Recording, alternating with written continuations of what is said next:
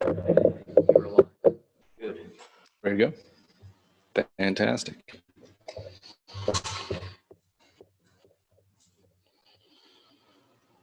All right, greetings everybody. Thank you so much for coming out today. I want to thank Masonic Con Chicago especially for the opportunity of having me out. It's fantastic to be out here for this one-time event and to also meet so many of you brothers face to face. I've had the opportunity to meet a lot of you virtually online and meet a lot of new faces here as well. So as brothers, it's always fantastic to be able to come together and have that brothership one-on-one. So my name is Alex Powers. I'm from Kansas. I'm a historian, and my major interests and focus are in that of Freemasonry and other esoteric orders. Actually fitting to today's topic, what actually brought me into my deep interest in history is that of building connections with brothers that are no longer with us. In fact, more specifically, after moving from where I originally lived, where my mother lodge was, out to where I'm at now in Gardner, Kansas, I had made a switch and moved to the lodge there in Gardner. In doing so, that lodge was quite a bit older. My mother lodge, it's chartered much earlier, but built in the 70s. This lodge was chartered 1868, rebuilt in 1907 after a fire, and it just kind of screamed history to you. When I transferred there, I was still very young in the craft, and this was very influential to me. Going in there, you could just kind of have that surreal moment of knowing all the generations of brothers that have ascended up those stairs, the same as you, all the different conversations, the different bonds, the different degrees that have happened within that lodge. All the different brothers that called that lodge home really said something to me. However, at that point of my journey in Freemasonry, as you will, I'd had the opportunity to visit a few lodges at that point with my father-in-law, who was my Masonic mentor. And being early on in the craft, one thing that really caught my attention in visiting these different lodges was the wall of past master photos. You'd see these quite often in different lodges, and it usually take up a whole wall. It's very prominent. Well, going through Gardner Lodge, that was one thing that immediately caught my attention. This is, not to put down the brothers of the lodge. History is not always something that is at the forefront of everyone's eye. And as a historian, I've had to say to people before that, Freemasonry has history, but that's not what Freemasonry is. So the focus is not always entirely there. However, it really caught my attention walking through Gardner, which was coming up on 150 years old at the point, and they only had about 12 to 15 past master photos accounted for and a bunch of blank spaces. Being early on in the craft as a young brother, this was kind of impactful to me. It really kind of set me back in my step for a minute and made me think, wow, this is, the brothers here are very, very proud of their history. You can tell the history, but it's also very lacking. It's not accounted for. At the same time, it set me back. It was also refreshing. It was refreshing in the sense that to that point at my journey in Freemasonry, I'd felt like I had only been receiving. I'd received so much in my short time in the craft, but I hadn't found that opportunity where I could really give back. I'd always had a little bit of a passion for history, and I was pretty dang good at research. And looking at this frame, missing so much of this lodge's history, I finally saw an opportunity in which I was able to give back. And I knew right then and there, I think I can do this. I can probably recover a bunch of these photos. I could probably bring this history up to date. And I set out on that mission the day that I transferred to that lodge. And I'm proud to say to this day, I was able to do that. We recovered the vast majority of those past master photos, and I was able to bring that lodge history up to date, writing a book on it just 2 years ago. During this process, however, you can imagine that I did quite a bit of research. I spent a lot of time digging through the records of our lodge, digging through the records of the local historical society, Grand Lodge, talking face to face with brothers and getting those memories touched upon. I also spent an equal amount of time in cemeteries.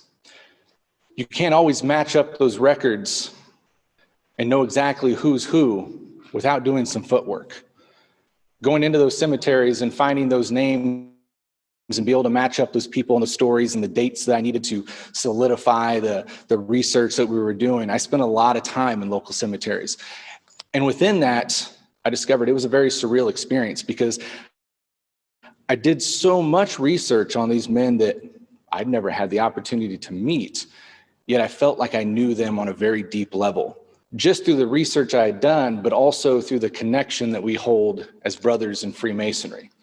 Some of you may be able to correlate in that thought with me more than others, but to know somebody at an intimate level of that and then be able to stand before their grave as a brother can be a very surreal experience. And I would encourage you all to visit your brothers.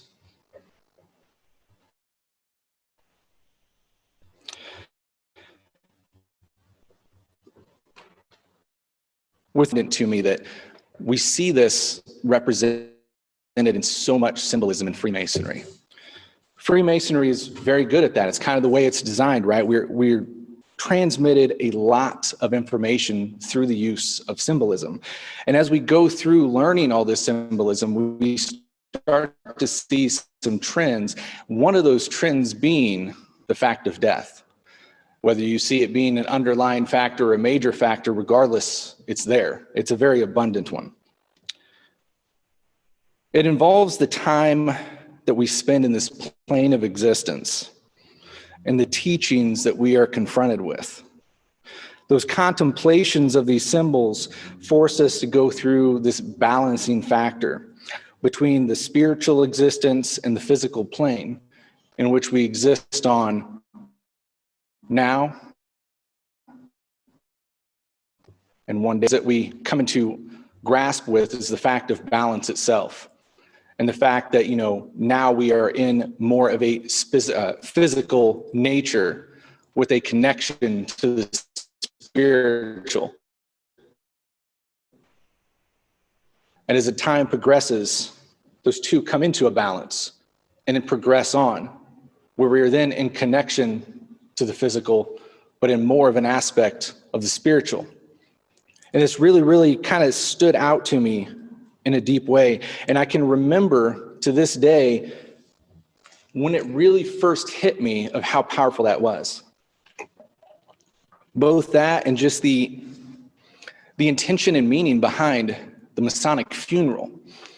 I mean, that's when it changes over, right? That's the distinction factor of when these two spiritual and physical lives switch. For me, the night that I had that kind of eye-opening experience was the night of my third degree. And it's not in the manner that some of you in this room may be connecting in your head right now. It's a little bit different. See, in our lodge, they didn't hold business meetings on nights of degrees. They wanted that to be the degree, and that's the purpose of it. However, wrapping up, and you can imagine where my head was at, I went through the third degree, and that's something that you spend a lot of time, I think probably the rest of your Masonic career, kind of unpacking, right? Well, I was right in the thick of it. I just went through it, and I'm trying to unpack what the heck just happened. However, before we dispersed that evening, they brought up this one bit of business. It's not. They brought up this, here we go, one bit of business before we left for the evening. It wasn't business that needed to be handled for the lodge per se, but as brothers. And the fact here was that a brother had died and there was a Masonic funeral that was right around the corner. And this was not a brother from our lodge, but from a surrounding lodge. And they didn't have anyone that was able to perform his Masonic funeral right. So they had passed on and said, hey, is there any way you guys can figure this out and handle this funeral service? As I'm right in the thick of trying to unpack all this and the connections of death and life and spirituality, masonry, all this, I get hit with this, and I get hit with the fact that I understand and I grasp the severity of the nature of this and the importance of it, but also the possibility that someone would not receive a funeral rite. And that really bothered me. Well, when all this happens, of course, somebody stands up with, me kind of in my own space, and yeah, I'll do it. It's a non-issue. Sat down, moved on, and that was it. But my mind kept internalizing this, thinking, what if that brother didn't stand up? What if he wasn't able to take on that task? What if we didn't have the time and this funeral did not get done? It didn't set right with me. Going more into Masonry, I kind of quickly learned that it's not really a factor in the majority of cases. Someone in our lodge wouldn't have stood up. It would have been another lodge. Worst case came to worst case. It would have got past a Grand Lodge. They would have found somebody, and somebody would have been out there. However, looking at the whole issue, it comforted me more at the time, but it still didn't fix it. It's going to be a growing issue. And it really bothered me, it still does, that the possibility is there. And I'm sure it's happened before that we were not able to make that happen for one of our brothers.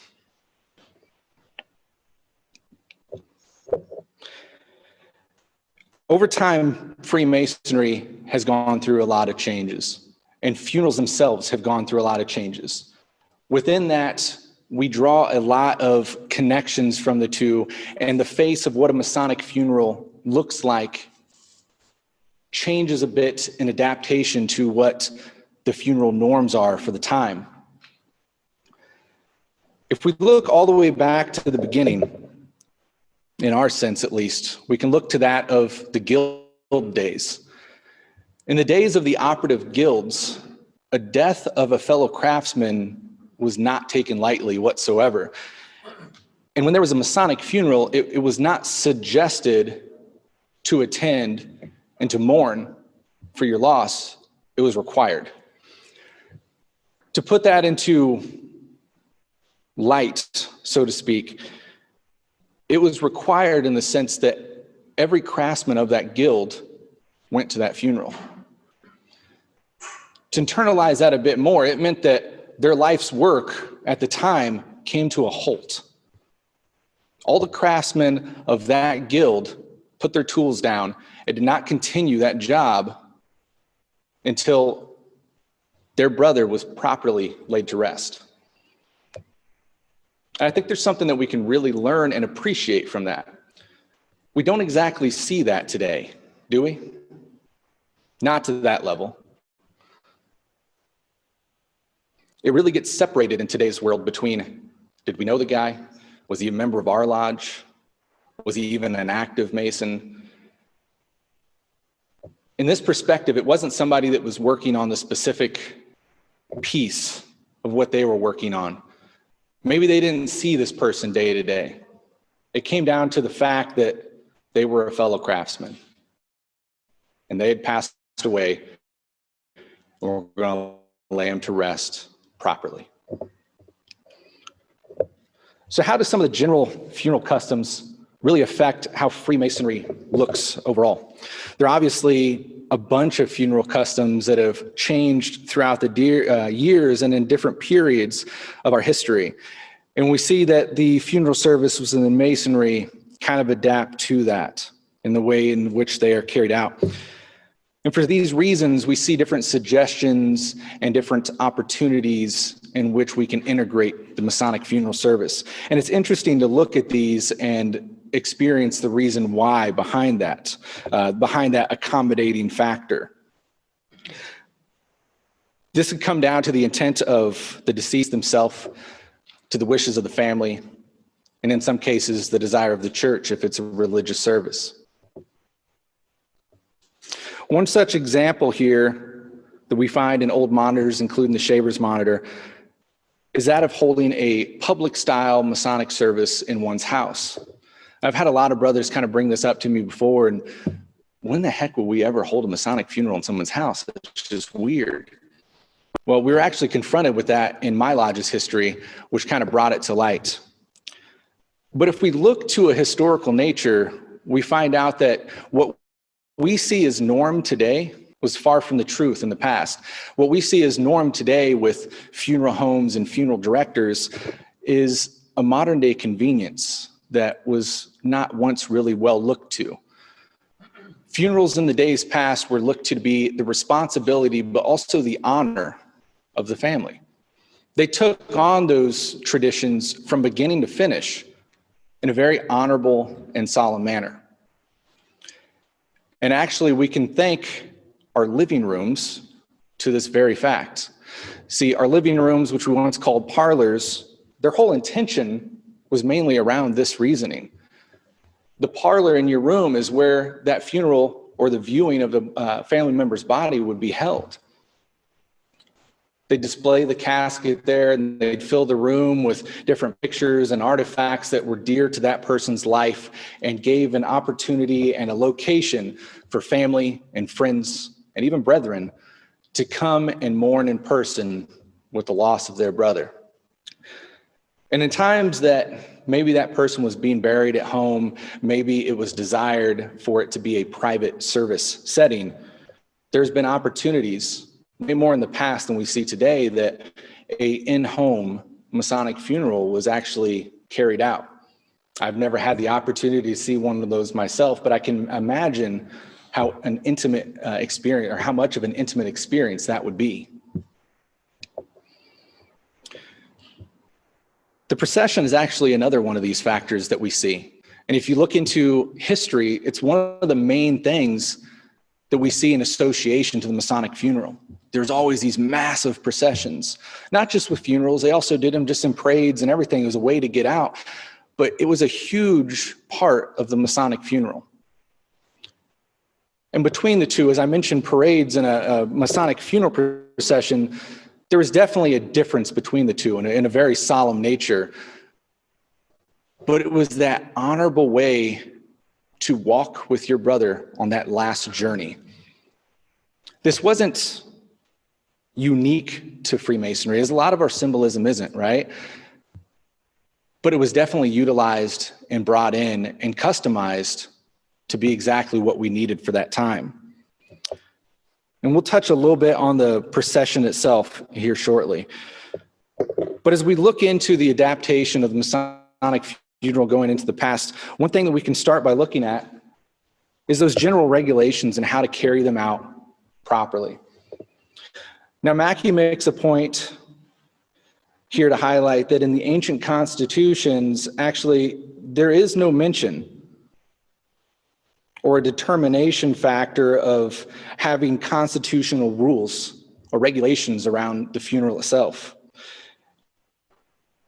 And we don't know for a fact exactly when it came into being the social norm of the regulation to have those admitted in the order with the procession or the burial service itself. What we do know is we start to see around the time of Preston that some actual rules or suggested guidelines are really put into play here. Now, Preston actually gives us some of the first rules around the Masonic service or the funeral rite that we still see largely carried through to this day. If you look through your monitors, whether it be today's or old, you'll still see some of the words that belong directly to Preston in this manner, being that no Mason can be interred with the formalities of the order unless it is his own special request, which has been communicated to the master of the lodge, which he died a member of. Foreigners and sojourners excepted, nor unless he has been advanced to the third degree of Masonry, from which restriction can be no exception. Fellow crafts or apprentices are not entitled to funeral rites. In conformity to this, in my jurisdiction in Kansas, one of our older monitors was that of the Shaver's monitor. And we can see these words followed closely, put into their own formatting, in which Shaver follows with the following: 1, no Freemason can be buried with these formalities under the fraternity unless it is at his own request, or it is stated by that of the family, communicated to the master of the lodge, which that member died, foreigners and sojourners excepted, nor unless he has received the master mason's degree, from which that restriction there can be no exception. He goes on farther to state, though, that whenever civic societies are involved or military, we must unite as Masons in the burial of that Mason, and the body of the deceased must remain in charge of the society. Oh, did I not switch that? Sorry.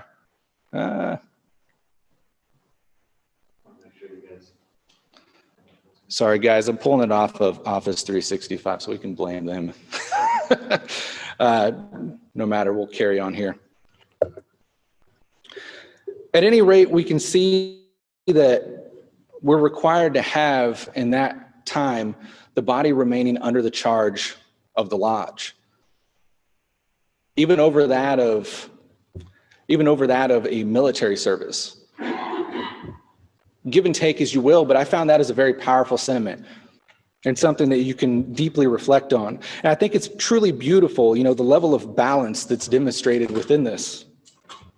The points of structure offered that foundation of honor of which we can build these levels of freedom of this event that is just so respectful and meaningful to the individual manner of that brother being honored, as well as their family. Now, thinking about the Masonic funeral, one thing that we're often brought into is the fact of looking at the Lodge of Sorrow, or a sorrow lodge, as it was once termed. So traditionally speaking, the Masonic funeral always confines around that of a Lodge of Sorrow. And it's probably one of the sole factors of why the funeral today looks so much different as a whole experience than it did in our history. And I think one of the biggest factors around that is that of pure convenience. See, if you really look at a Masonic funeral in history, it wasn't a short event. It took up some time if you really look at it.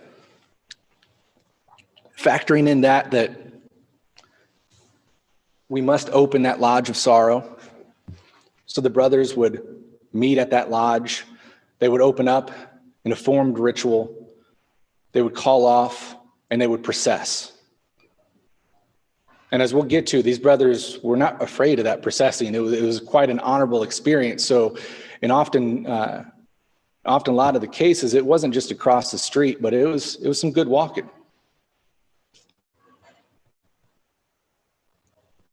Within that, there was other services involved. Within that, they would process to the grave. And after all this is said and taken care of, they would process back, and they would still have to close that lodge. This wasn't a thing that we're kind of used to today where, oh, there's a funeral. I got to, get off for a couple hours of work, rush over there real quick, and then, get back to the thick of it. It was really an event that you had to kind of set aside life for. And we don't see that today, unless it was a close family member or as a brother that, is being kind of buried far away. You knew him well enough that you're going to make that trek out there and you need that extra time. Most people are not going to set aside as much time as they originally did for these funeral processions, for these funeral events as a whole. With that being said, one really cool thing within the Lodge of Sorrow, if you look into some of the older monitors, the shaver is one fine example of that. There's actually an entire tiled session style Masonic funeral that can be carried out within the lodge under the confines of a Lodge of Sorrow. Reading through that is pretty powerful stuff. It's got parts for all the officers, and it's not just your normal banter that you would expect. But like I said, it's really meaningful and down to the thick of it stuff that really sets you back a bit. But we don't see those carried out today because in today's world of this, hustle and bustle that we're used to, we've had to make adaptations and streamline a lot of things. Lodge of Sorrow, at least in our jurisdiction and most that I know, has been one of those items that have been very, very streamlined to the fact that most people don't even really understand what it is except for a few minutes at the beginning and end of the year. See, in Kansas, our Lodge of Sorrow remains open the entire year. Our charter remains draped. And within that Lodge of Sorrow, it would be one of the things that is the first act of an incoming master and the last act of an outgoing master to open that Lodge of Sorrow, to close that Lodge of Sorrow. And when that Lodge of Sorrow is open, the charter would remain draped. Over time, this really stood out to me because as we bring in new brothers, they look over and they see that charter draped. It's the norm to them. It doesn't stand out as that solemn, as that deep, brotherly connection of mourning that one of our brothers have laid down their working tools and moved on to that experience to come. It's just a piece of fabric. And we often forget to really explain that and teach that to them because we're so used to it being there. However, as we talked about in the days past, that was not allowed. That lodge of sorrow would be opened and closed in full form before every single funeral. Every lodge of sorrow would be independent and important to that specific happening, to that specific fallen brother. But as the years passed, obviously that became less practical, and we see it adapt into what we know it to be today, with the Lodge of Sorrow remaining open throughout the entire year and the charter remaining draped. One point I would bring up there is that in the same case I mentioned, if that does happen in your lodge, it's understandable with today's day, but to make sure that we explain the solemn meaning behind that, and that it's not just a year-long norm. Even though we remain with that opened for convenience sake, it does not take away the deep internal meaning of why that charter is draped in the first place. And as new brothers come in, that should be abundantly obvious and not just something on the wall that happens to be there.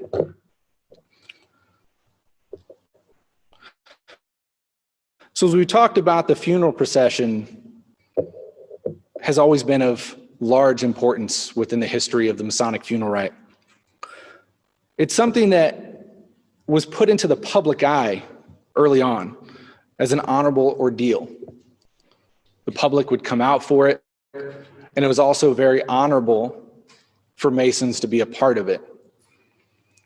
You know, as we experience different things today, it's hard to always get Masons to come out in good numbers to take part in something.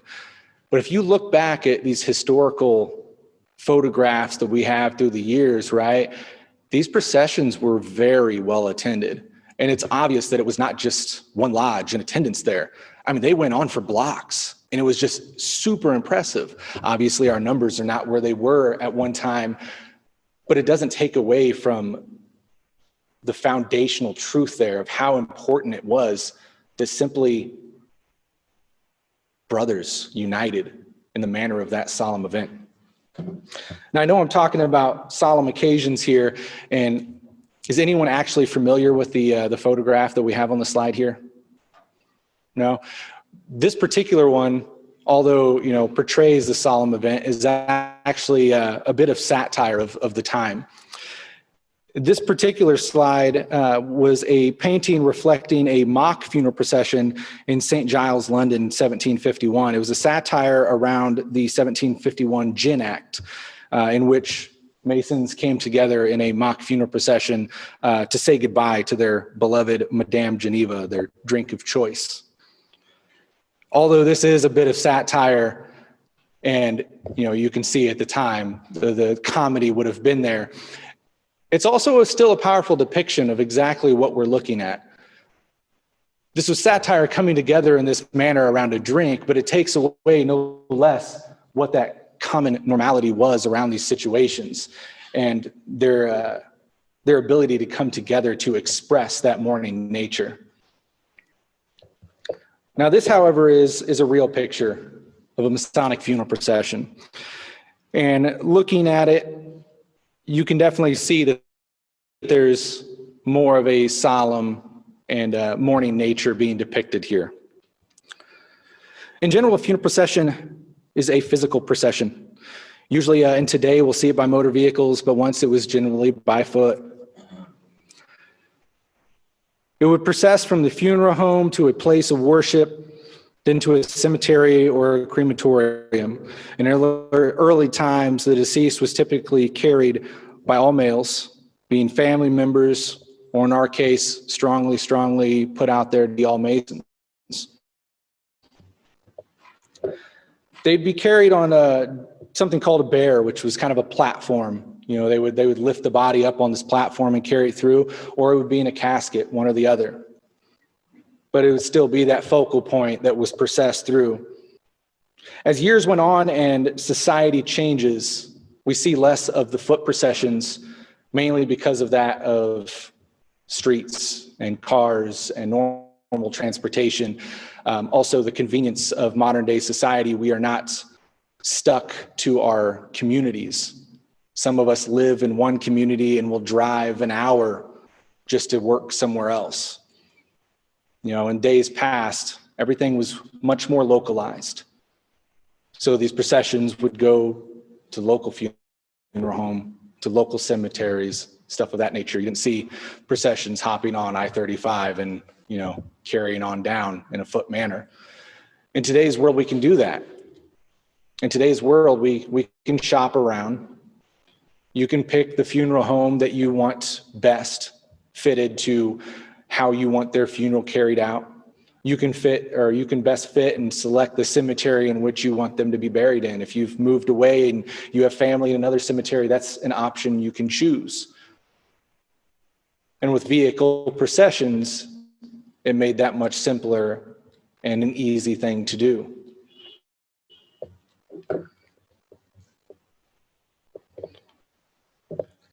Now, the graveside of a Masonic funeral always has been and always will be probably where it gets most real, so to speak. It's always been the factor, no matter how far back you go, either in the past or to the future, it will always be that one place where that spiritual realm and that physical realm come to a meeting point. There is no more solemn nature of a location than that of the physical graveside. And those of you who have experienced that, I think, can commonly agree there. And I think that is why it's always been encouraged to have our service at the graveside.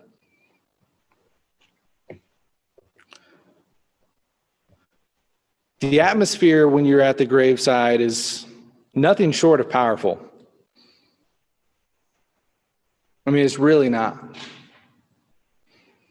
And to be able to be there in that moment, after you have processed, which not taking away from the vehicle perceptions we have today, but to focalize on the history, I mean, to really think of a foot procession and carrying your brother on that final journey in this physical plane, physically carrying your brother through the streets, feeling the burden of that, and then attending him to the graveside. That's deep. And it's hard to connect on a more intimate level than in that moment and in that place. With that being said, going back into history, we see that not only the graveside, but the entire funeral event brought in a manner of exclusivity that we don't often see today. It's been changed up quite a bit, but in this particular time, it's important to understand, as we read in the in Preston's rules, anything less than a Master Mason was not entitled to Masonic service. Not only that, they were not entitled to take part in a Masonic service. And this could vary. I'm not up to date on every single jurisdiction, but from my understanding, this is a pretty wide ruling that in those days, you did not go to a Masonic service as a Mason, let me note that, unless you were a Master Mason. You could be there as a family member, as a friend, but to really put that into a realistic sight, you weren't allowed to be there as a Mason. You weren't allowed to wear an apron, no matter the demonstration of your apron. You weren't allowed to wear a pen. You weren't allowed to stand around and communicate with the other Masons. You weren't allowed to identify yourself as a Mason. You could sit on the sidelines with everyone else. It was very, very exclusive in that manner. Now, as time has gone on, for one reason being that of not having the numbers that we once did, it wasn't practical to fill out these traditional observances around the Masonic funeral rite, to have all the parts that were required to all be Master Masons.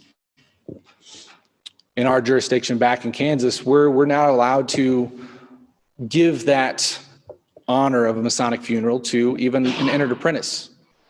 And of all the degrees. You're a brother, and you can attend and you can take part as long as, you appropriately identify yourself as your proper degree.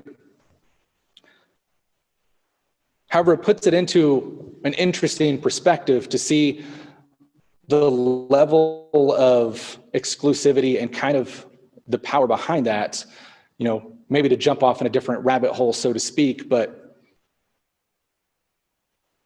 you just given it, so to speak, It was something that was earned over time through dedication. This wasn't a one-day class scenario that, okay, now you're buried and memorialized forever as a Mason. This is something that was so honorable because it wasn't for everybody. You really had to earn your spot and earn your right to have that honor bestowed upon you. Now, talking about history in connection to our Masonic funerals, they're not always set in stone. We see those rules prescribed and given out by Preston, but they change in variation from jurisdiction to jurisdiction, from even lodge to lodge. That adaptability is quite interesting. And it's very unique to look back and see in your specific area, maybe even just in your specific lodge, what that looked like. Now, I'm a history nerd, so I just enjoy doing this whatsoever, but I like to look back and see those little specific differences because it gives you an idea of the personality of not just the brothers that attended your lodge, but your lodge as a whole. If you start to see how your lodge moved and operated and acted differently than one another in these small ways, the traditions that they held dear, it starts to take on the persona of an individual, and you can really get to know it and respect it on a deeper level. Putting that into the confines of the Masonic funeral service, you might find it interesting to look back into your older bylaws and understand just how your lodge operated around carrying out a Masonic funeral rite. Now, for some of you that belong to newer lodges, this may not be as impressive as some, but again, we're all brothers, and it carries on through the factors of the fraternity, and I would encourage you to check out as many different ones as you can. My particular lodge was, chartered in 1868. The oldest bylaw set we were able to find was printed in the 1890s, which I didn't think was too bad, right, for the time period to really see how they acted and held each other accountable in the time. To have that from the 1890s was quite powerful to go through. Some examples that we found in here I thought were pretty cool. One of them not being directly in connection to the funeral itself, but possibly slightly before, nonetheless speaks to a powerful statement to me. We see in section 13, it addresses the regards of brothers in a sick manner, stating that the visitation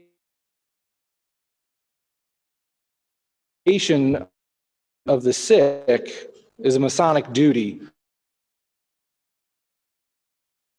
Pretty interesting, pretty powerful right there. For two factors. The one that it is your Masonic duty to attend to a brother in need. Now, being in the fact here in the bylaw that in the time of being sick, I think it's easily in correlation to carry that a bit farther when they have passed. As we go through our teachings in Freemasonry, one thing that we can all agree on is that it doesn't just come to an end, right? We all believe in the grand architect of the universe.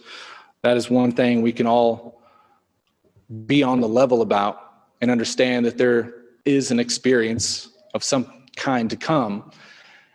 And whether or not we are at the point of being able to justify and experience ourselves, our brother is, right? And it's just as important to be able to him during that time. If we adapt this to the point of looking into our lodges, When we have a brother come in as an entered apprentice, we're there.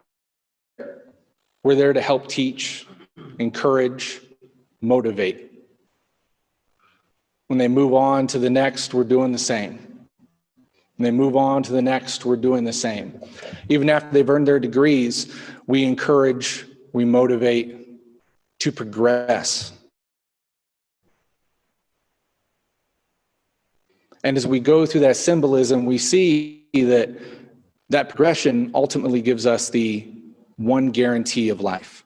When you are born, there is only one guarantee, and that is that you will, at some point, face the object of death.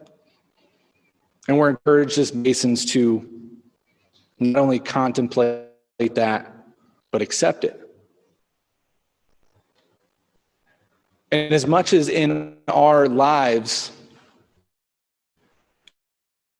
it's easy to want to live without that in sight, Masonry, through its symbols and teachings, kind of goes rogue with it. It wants us to embrace it. It wants us to stand and study. So in the same manner there that we are with our brothers through the degrees, it's important to be there through the transgression of that tradition onto what is to come. As I talked in the very beginning about that bond that became very apparent to me by standing at the grave of one of my brothers, you come to that realization that you're not my brother because you're sitting right here today. You're not just my brother because you happen to sit on the sidelines of my lodge. You're all my brothers, because we share that same commonality bond, and it's hard to put into words. It becomes okay because we know that we share that with one another. In the bigger picture, we don't just share it, like I said, with the brothers that sit next to us that we know personally. We don't just share that with the brothers that belong to our particular lodge, our particular district, or our particular jurisdiction even. We share it with every brother that has taken those oaths and obligations and experiences that we have. And that's not just the brothers that are in this plane of existence that we are experiencing now. That is also the brothers that experienced it and were devoted to it and loved it and helped mold it way before our experience ever even was thought of. And beyond that, it puts us on the same plane that brotherly connection will continue well beyond our time in this physical existence. The connection to your brothers does not just go away and does not just remain applicable to what you see around you. It is a much larger perspective to take into consideration there. But to go deeper into the bylaws, we see that both in our lodge bylaws and our Grand Lodge bylaws, it's really set out in these days certain manners in which need to be carried out to make this the solemn occasion that it was intended to be, and to really take all of those thought processes into account and on to the next level. Within that, we see that it's strongly encouraged, still to this day, that there are pallbearers present, that the pallbearers be Masons, right? And that within these different funeral services and processions, that if a brother belonged to a chapter, to a commandery, a consistory, what have you, that it was represented throughout, to remaining a symbolic point of our teachings as a whole. Within that, they're showing a whole divide of who that brother was, what they were all about, what they consisted of. And more than that, the brothers from all those different walks, different paths and observances and studies and interests within this large thing we call Masonry have all come together to honor our deceased brother. And that level of balance that we keep referring back to can be very, very powerful and embracing in that manner.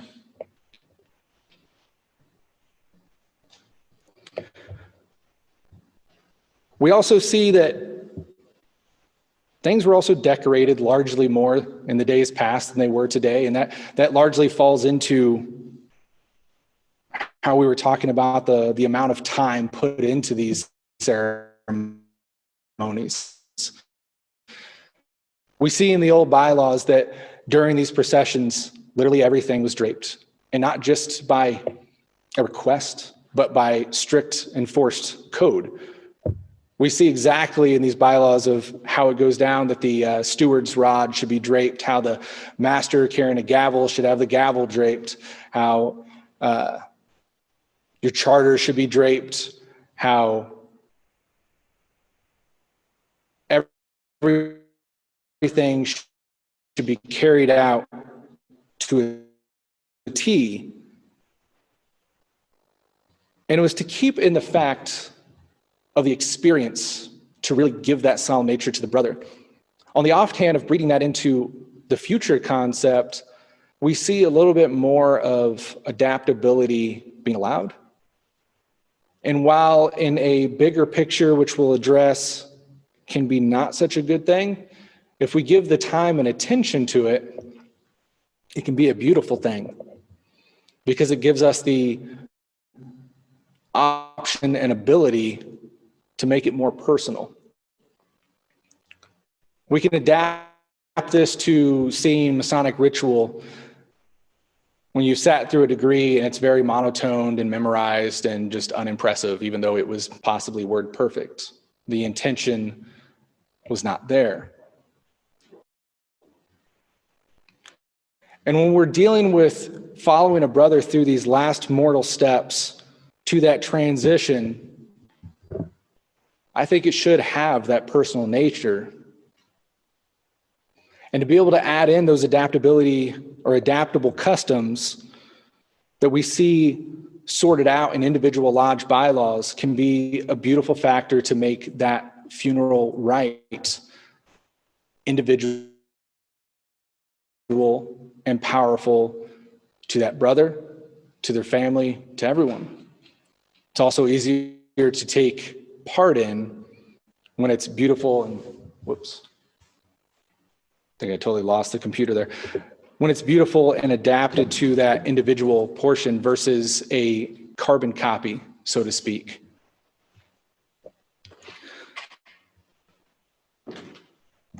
In today's funerals, we are given that ability in many jurisdictions to have that level of custom ability. Sorry. To have that level of custom ability or customization open to you. And if you take a hold of that, it can be a beautiful thing. Now, I had the opportunity in the recent past to take that on myself. You know, as I talk about this, I hope it's obvious that this part of our journey has become important to me to carry out. That's dark here. But the picture listed here is actually a photograph of my father-in-law's Masonic funeral, who, for those of you that know my journey, was not just my father-in-law, but my mentor, my Masonic father. He's the one that took me through that journey. And in that picture of me on the night of my third degree, he was the guy standing next to me. And Masonry meant more to him than anyone I've ever known. In his circumstance, we got a little bit of a definitely sad but invaluable opportunity, right? He had stomach cancer, so we knew it was coming. And we had the opportunity to really know what he wanted and why. and to give him the assurance that I was going to do it for him. For me, that was one of the most impactful conversations I've had in my Masonic experience. To know what my Masonic father was facing in that time, and to be able to tell him, I got you, and I'm going to do this for you. In his experience, he wanted to be cremated. And we wanted to obviously have a place to visit him, but he didn't want that grave. His wishes were, put me with my brothers. I won't go into full details of what that meant exactly, but here in this photo, it's depicting when we had his funeral service in Gardner Lodge. His urn sits up on the master's podium with his classic bow tie wrapped around it. One difference that we see in today's funerals versus the days past is obviously a level of participation. We don't see those large processions that we once saw.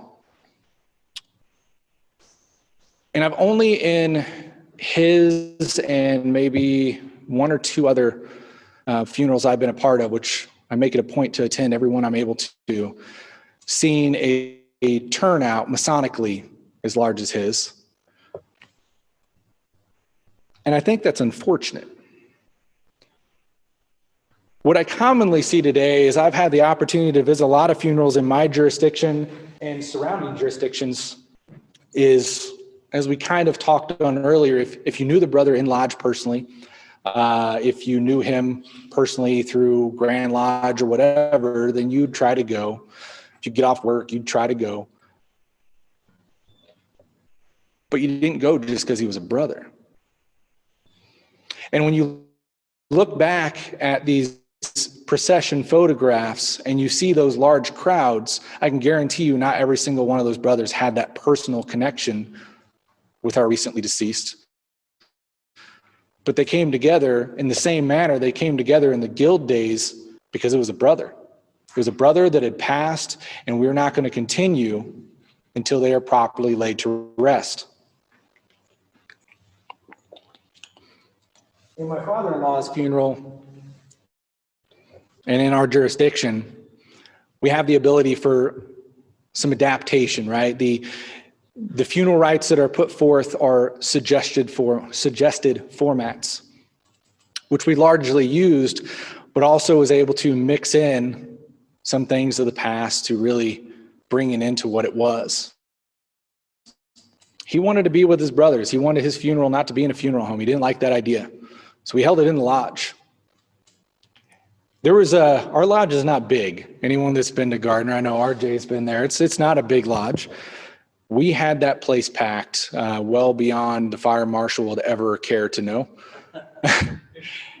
And not just with brothers, with members as well. So to put this picture in kind of realistic,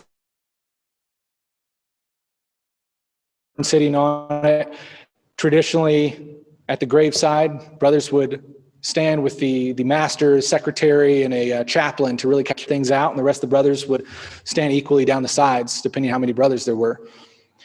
We had so many brothers show up this day, and like I said, I've only seen this one or two other times, that the entire east was filled to a not COVID appropriate point.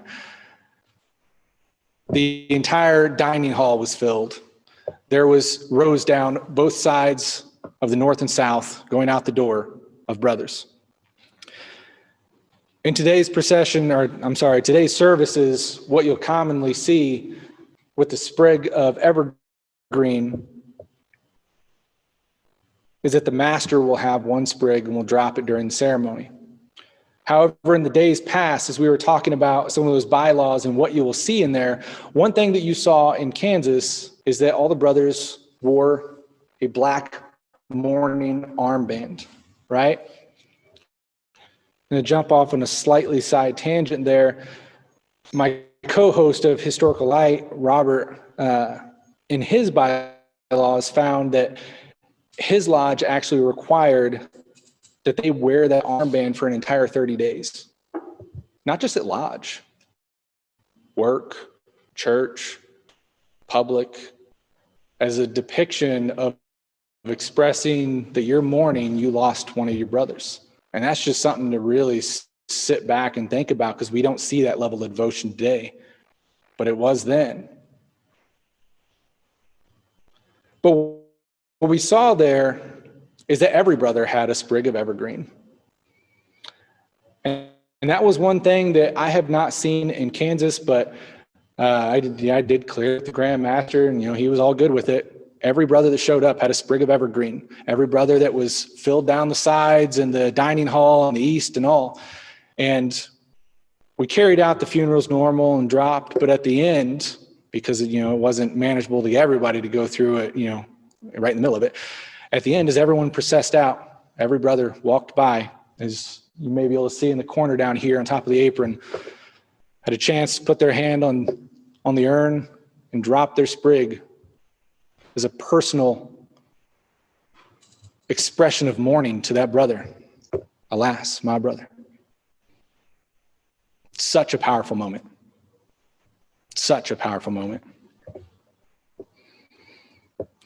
As I've said, we don't see that as much in these days, but offering a look to the future, I want to give you all a spark of encouragement and hope that you kind of can relate to what I'm seeing here and saying, and will kind of jump on this path with me, that importance does need to be brought back beyond the fact of it's something to do because it's a guy in your lodge. It's a brother. One example I can put out here, and I won't name drop because it's not him. It's not the reason he did it, but it's a perfect example. Good friend and mentor of mine who's a past Grand Master, during his year as Grand Master, and I didn't know this until afterwards, he attended a Masonic funeral. And of course, big whoop, whatever. But in the situation that he did it, it was big and it was powerful. He was the Grand Master, and he had heard about a Masonic funeral. He'd actually never heard of this individual brother before. Knew he was a Mason, but did not know him personally. Never had the opportunity to meet him personally, shake his hand, any of that. He heard that a brother had passed and there was a funeral that day. He had the ability to make it. It wasn't a block away. It was over 3 hours away. He didn't tell anybody. He didn't go as the Grand Master. He didn't take a line with him. He didn't take his regalia. He took a white apron, hopped in his car, drove 3+ hours, and attended this funeral. Of course, the brothers there realized, oh man, the Grand Master's here. That's really cool. And afterwards, they pulled him aside. And where I heard this was one of the brothers in attendance there was a brother from my lodge that was lifelong friends with the guy that had passed.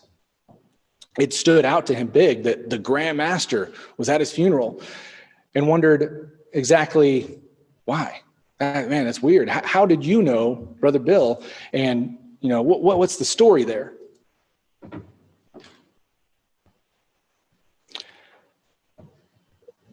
He did it because it was a brother. And there wasn't necessarily a story there. Sorry, it's going to have a password on it again. It's all right, though. He hopped in his car and drove 3 hours. And when they came out and asked him, how did you know Brother Bill? He goes, well, I knew he was a brother. Well, why are you here? Because a brother had passed away and his funeral was today. And he limited the conversation and got in and just went home after that. And it stood out to so many people that they bring it up to this day that, no, you had to know him somehow. No, it's a brother.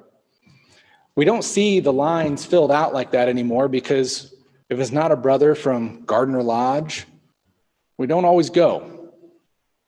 We don't always see that connection. We see, oh, well, he was not that involved, or he wasn't part of my lodge, or yada, yada, yada. The game's on.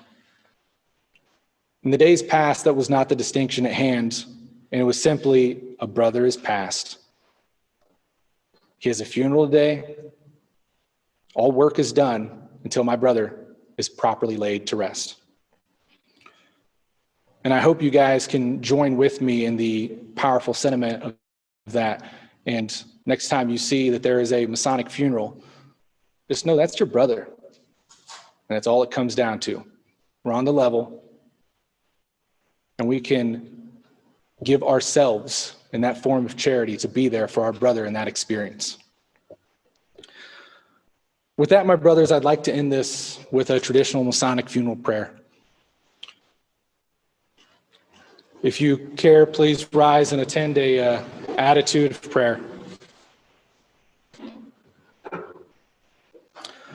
Almighty and Heavenly Father, infinite in his wisdom, mercy, and goodness, extend to us the riches of thy everlasting grace. Thou alone art a refuge and help in trouble and affliction. In this bereavement, we look to thee for support and consolation. May we believe that death have no power over a faithful and righteous soul. May we believe that though the dust returneth to the dust as it was, the spiritual goeth to thyself. As we mourn the departure of a brother, beloved from the circle of our fraternity, may we trust that he hath entered into a higher brotherhood to encourage in nobler duty from earthly labor and refreshment, from earthly care. May thy peace abide with us to keep us from all evil. Make us graceful for present benefits and crown us with immortal life and honor. And to thy name shall be all the glory forever. Amen. Brothers, with that, thank you so much for having me today. Thank you again to Masonicon, and thank you to Brother RJ. It has been an absolute pleasure, and I hope to have conversations with all of you. Thank you.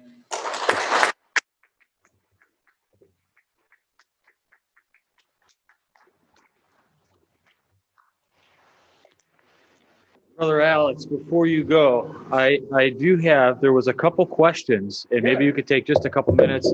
And then if you would like to hear a couple of these questions, we have questions, feel free to stick around. Otherwise, we'll consider this kind of leading into the break a little bit.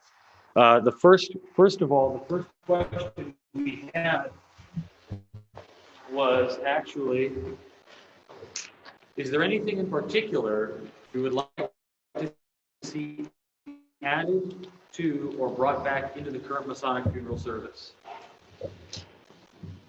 You know, there's a lot of things, honestly. There is a lot of things I'd like to see brought back in. But I'm also a history nerd, and a lot of those things definitely aren't practical. I think the procession is powerful. And when you have the opportunity to do so, I think it adds a level that, as many things in Masonry, is hard to put into words. We had the opportunity with a lodge, well, actually, no, it wasn't even one of our lodge funerals. It was a funeral happening at the funeral home across the street or down the street from our lodge on the same night as a lodge meeting, and lined up, and we said, heck, you know, this would be really cool. We opened lodge, called off, and we processed as a lodge over there. I think that's super powerful to be able to attend in that manner, opening that lodge around the memory of that brother and being able to go to his side in that manner. Beyond that, the biggest thing, and is the reason I added into my father-in-law's funeral, is those individual sprigs of evergreen. Standing there on the sidelines is huge, but to be able to each take a personal part in that manner, to connect with your brother in that manner is just, I can never put that into words. If you guys would put that into it, I think it would make a world of difference to be able to drop a sprig of evergreen to your brother and have that personal connection for 1 second. You know, just the other sense of that is just to attend, to see that, you know, we are brothers and we can be there for each other, and especially in that time. Small things go a long way in items like these. Second question online was, do you know of any lodges still that do the Lodge of Sorrow? As far as the full in-lodge, not personally, no. I would love to see that carried out. Like I've said, I've read through that ritual numerous times, and it is extremely powerful. Never had the opportunity to see it in person. Maybe we can make that happen one day. All right. Well, with that, Brother Alex Powers, thank you so much. Thank you. Yes, Do you have a brother. question, Sorry. Chad? Yes, thank you, brother. You mentioned a Schaefer document, and you said that contained the Masonic funeral rituals. Yeah. Where would we find that? So, Google Schaefer? yeah, it's the Shaver's Monitor. He was actually past Grand Master of Kansas. That's why I refer back to it a lot. It's widely available online. Google Shaver's Monitor PDF, and you'll find a copy. Thank you, brother. Yeah, my pleasure. Any others, brother? You mentioned Drake's Charter. Yes. I think I thought that's a very profound place. I was attending a lodge in Michigan once on a visitation, and they are past grandmasters that just passed. And they actually ritually draped their altar. Yeah. I think that was reserved for past grandmasters. Have you ever seen that before? That I have not personally ran into, but I love the sentiment there. You know, if that's one thing, I know opening up these individual lodges of sorrow is tough to do, and I'll agree with that. But being able to do something individual, same as our degrees today, not to have just a business meeting and a degree be a part of it, but to make that experience special and individual, anything you can do in that fact is huge. All right. All right. Any other questions, you can hit up Alex outside, but I want to thank you again. Hey, my pleasure. And for everybody out there, I want you to know that Alex is the director of the Kansas Lodge of Research, and he's also a past master as well, and a host of Historical Light, a Masonic podcast. Please check that out. In about 5 minutes, we're going to have Brother Brian Simmons up here doing his presentation, Why Hope, which is amazing. So be sure to come back.